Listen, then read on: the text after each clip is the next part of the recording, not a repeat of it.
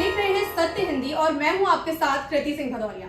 आइए रुक करते हैं इस वक्त की बड़ी खबरों की ओर। पहलगाम हमले के बाद भारत के एक्शन पर पाकिस्तान में खलबली मची हुई है। इस बीच सोमवार को पाकिस्तान के रक्षा मंत्री ख्वाजा मोहम्मद आसिफ ने कहा कि भारत कभी भी हमला कर सकता है, ऐसे में सेना को पूरी तरह से तैयार रखा गया है।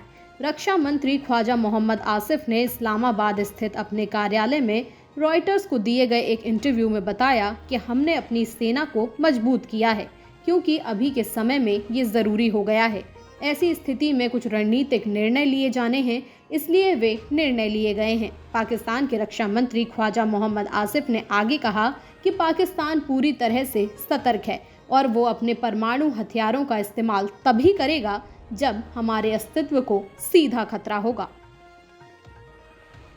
केंद्र सरकार ने हाल ही में एक अहम फैसला लेते हुए पाकिस्तान यात्रा पर गए पाकिस्तानी पासपोर्ट होल्डर्स को भारत लौटने की इजाज़त दी है।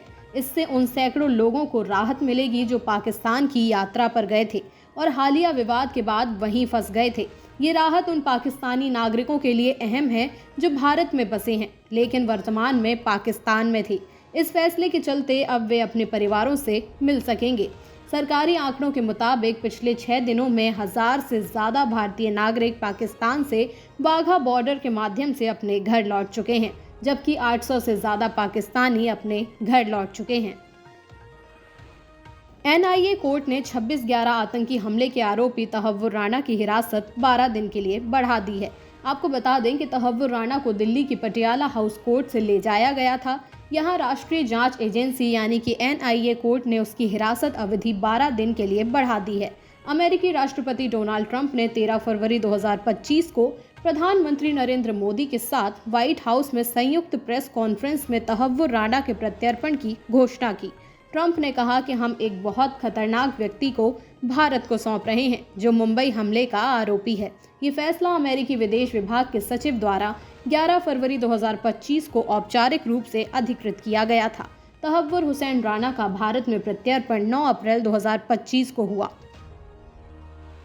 बीजेपी में राष्ट्रीय अध्यक्ष पद के लिए चुनाव टल गया है। मिली जानकारी के अनुसार पहलगाम आतंकी हमले के कारण इस चुनाव को कुछ समय के लिए टाल दिया गया है। पहले खबर थी कि अप्रैल के अंत तक बीजेपी के राष्ट्रीय अध्यक्ष पद के लिए चुनाव हो जाएगा और बीजेपी को नया अध्यक्ष मिल जाएगा, लेकिन अब इस चुनाव पर ब्रेक लगने से इतना तो साफ हो गया है कि JP नड्डा भी कुछ समय के लिए और बीजेपी के राष्ट्रीय अध्यक्ष बने रहेंगे। जानकारी के मुताबिक बीजेपी के राष्ट्रीय अध्यक्ष का चुनाव फिलहाल टाल दिया गया है। ऐसे में भाजपा ने संगठन चुनाव प्रक्रिया को कुछ समय के लिए रोक दिया है और इस दौरान JP नड्डा ही बीजेपी के अध्यक्ष बने रहेंगे। पहलगाम आतंकी हमले से पूरे देश में गम और गुस्से का माहौल है, लेकिन राष्ट्रीय सुरक्षा से जुड़े इस मामले में कांग्रेस के कुछ नेताओं द्वारा दिए गए बयानों को लेकर पार्टी की छवि भी खराब हुई है। इससे कांग्रेस के आला कमान नाराज हैं। कांग्रेस आला कमान ने पार्टी के नेताओं को नसीहत दी है कि पहलगाम हमले पर फिजूल की बयानबाजी करने से बचें। पार्टी ने हाल के दिनों में नेताओं द्वारा दिए गए विवादित बयानों से भी किनारा कर लिया है।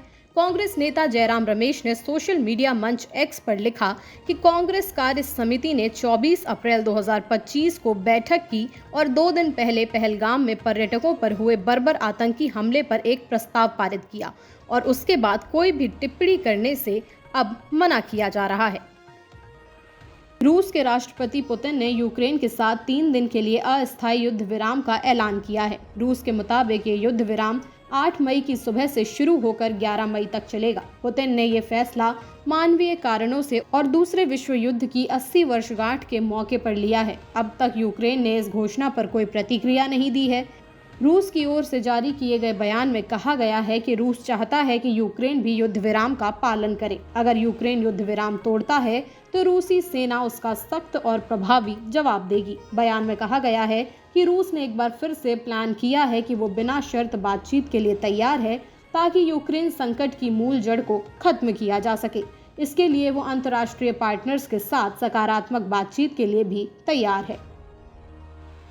चीन के विदेश मंत्रालय ने सोमवार को अमेरिकी राष्ट्रपति डोनाल्ड ट्रंप के उस दावे को खारिज किया जिसमें उन्होंने कहा था कि उनके चीनी समकक्ष शी जिनपिंग ने उन्हें फोन किया था। मंत्रालय ने ये भी कहा कि टैरिफ युद्ध का समाधान करने के लिए दोनों देशों के बीच कोई वार्ता नहीं हुई थी। चीनी विदेश मंत्रालय के प्रवक्ता गुओ जियाकुन का ये बयान तब आया जब ट्रंप ने पिछले हफ्ते मीडिया से बातचीत करते हुए एक इंटरव्यू में कहा था कि शी जिनपिंग ने उन्हें फोन किया था। जियाकुन ने एक नियमित संवाददाता सम्मेलन में कहा कि मेरे मुताबिक दोनों राष्ट्राध्यक्षों को बीच हाल ही में कोई फोन पर बातचीत नहीं हुई है। उन्होंने कहा कि मैं ये फिर से कहना चाहता हूं कि चीन और अमेरिका टैरिफ के मुद्दे पर कोई परामर्श या बातचीत नहीं कर रहे हैं।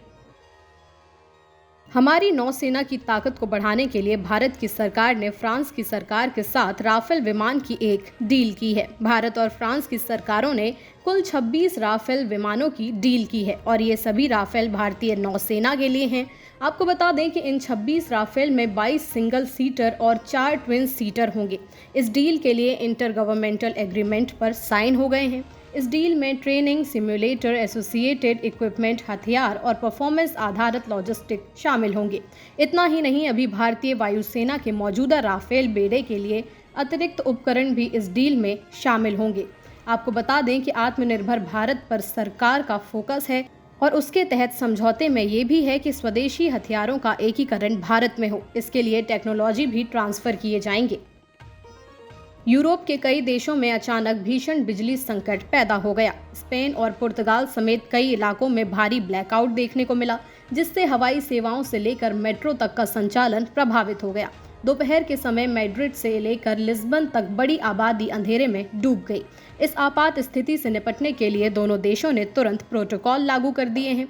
फिलहाल इसकी वजह की जांच की जा रही है। माना जा रहा है कि ये एक साइबर हमला हो सकता है।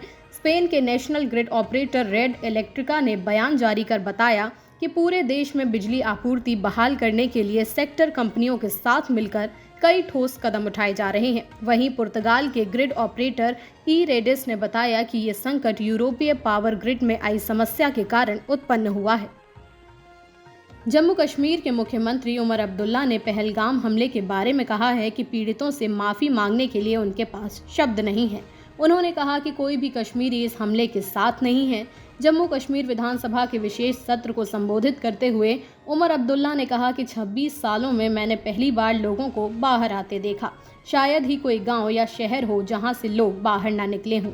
मुख्यमंत्री ने कहा कि हमारी तरफ से कोई ऐसा कदम नहीं उठना चाहिए जिससे हम लोगों को अपने से दूर करें। हम बंदूक के जरिए मिलिटेंसी को कंट्रोल कर सकते हैं, उसे खत्म नहीं कर सकते। लोगों ने समझा है कि आतंकवाद कितना खतरनाक है। उन्होंने कहा कि लोग इस तरह की कदम की आलोचना कर रहे हैं। अब लगता है कि लोग उस तरफ बढ़ रहे हैं। आतंक के खिलाफ हमें इसे और बढ़ाना है। उमर अब्दुल्ला ने कहा कि वे सलाम करते हैं उन लोगों को जिन्होंने हमले के बाद मेहमानों की मदद की। वहीं विधानसभा में निंदा प्रस्ताव पास करने के बाद सत्र को अनिश्चितकाल के लिए स्थगित कर दिया गया। फिलहाल के लिए इतना ही। देश दुनिया की तमाम खबरों के लिए आप देखते रहिए सत्य हिंदी।